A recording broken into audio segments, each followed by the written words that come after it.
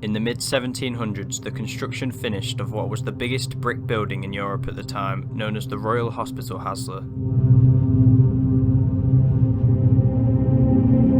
Included in the colossal grounds of the facility was an asylum, built purposefully for sailors with psychiatric disorders.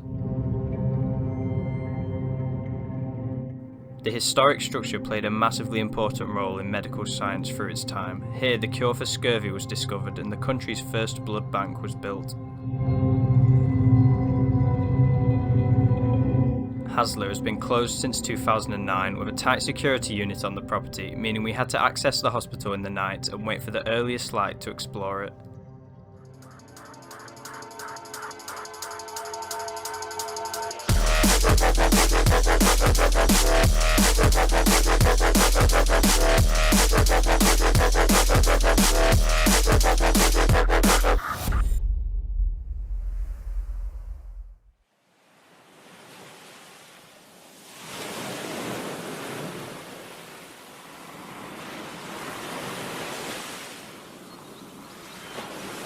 As the first specks of light entered the building, we began taking a look around the gigantic hospital, which cost over £100,000 to create.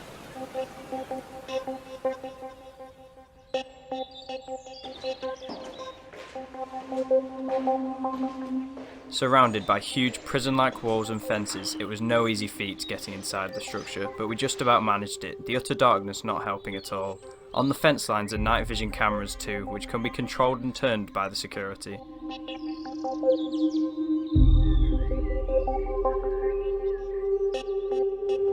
Already we found a good amount of bits and bobs to look at, which was surprising as the hospital was actually part demolished. The huge courtyard bit we looked at earlier originally was the modern A&E section, but that has been demolished in recent years.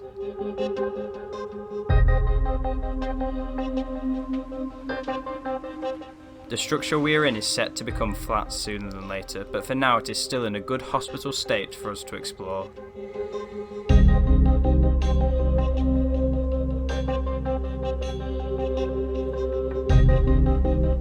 These operating lights are the only ones left in the facility nowadays, although there must have been plenty of rooms like this in the past.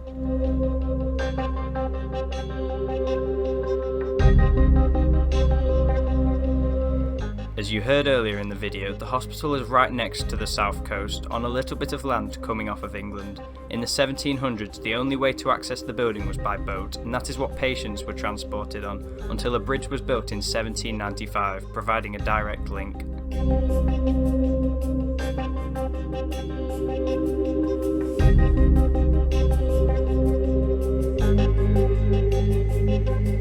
Next we entered some private wards, which all had old televisions in them, emphasising the monetary waste when the hospital closed.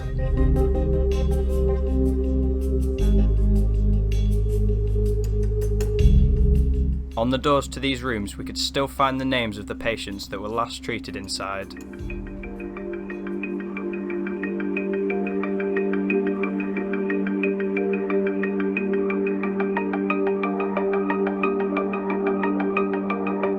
The morning sun was beginning to rise, forming beautiful natural light coming into Haslar, which would complete our next discovery in the complex.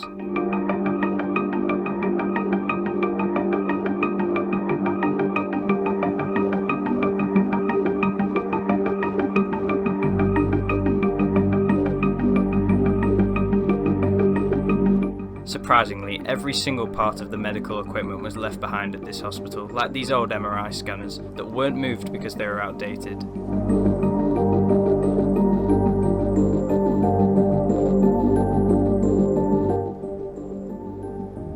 When the site first closed, and for numerous years of abandonment, there were more than 20 scanners sat gathering dust, but due to the ongoing demolition process, most have been taken out. Only 3 remain today, but they were still great to see, a little insight into past treatment.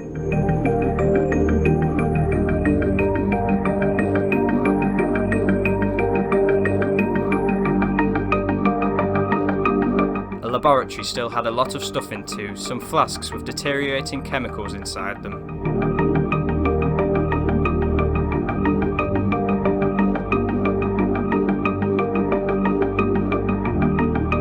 Although this equipment is very cool to see, it is nowhere near close to the state of the hospital in its prime abandoned period.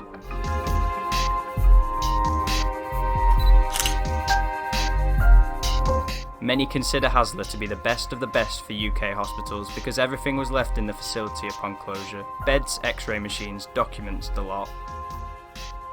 The lack of vandalism because of the great security team contrasting with the time capsule look of the hospital made it very popular with urban explorers, and you can see why. Thank you to Andy of Behind Closed Doors for allowing us to showcase his photos from his explore of the site in 2014. Be sure to check out his website in the description.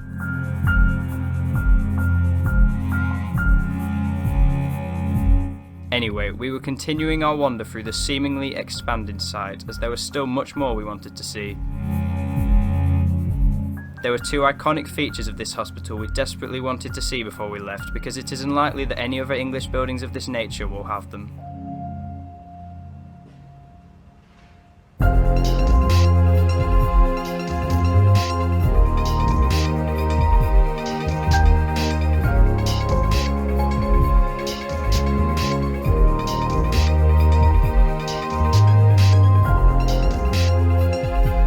Soon enough we found the first of two, the incredible oval staircase.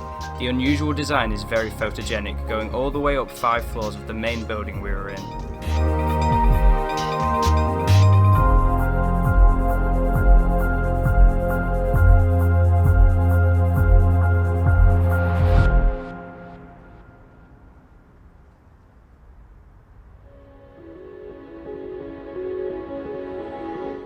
Quickly after, on the bottom floor we found the second impressive feature. These towering arches is known as the Arcade in Haslar, and it has a very interesting history.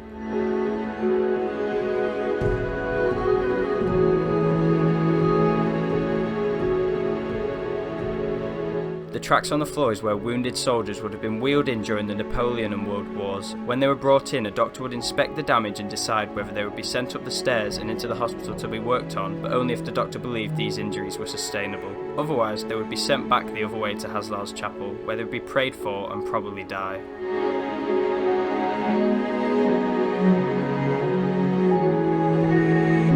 It was crazy to think that these arched spaces saw so much agony from the brave soldiers in the war, and it also shows the difference between hospitals that were designed with care compared to the modern day hospital which is designed to function.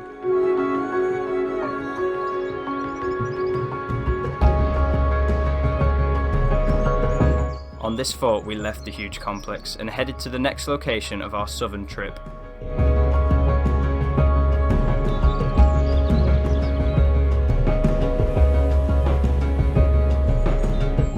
The 150 million scheme involving housing, commercial spaces, a hotel and a retirement home has already commenced, and it won't be long before Haslar isn't known as a hospital ever again.